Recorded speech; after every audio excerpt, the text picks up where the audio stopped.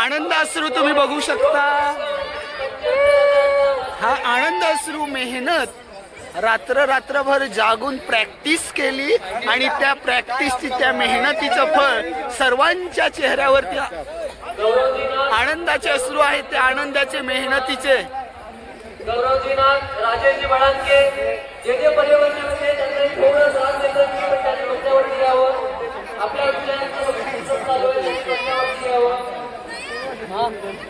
Thank you. प्रथम क्रमांकाचं बक्षीस जात आहे रोख रक्कम 3 लाख। प्रथम क्रमांकाचं बक्षीस जात आहे सार्थक वळवी।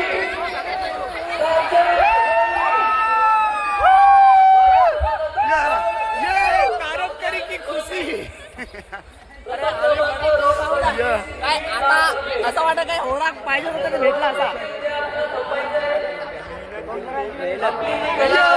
आनंद, आनंद जल्लोष हा आहे पालघरकरांचा जल्लोष।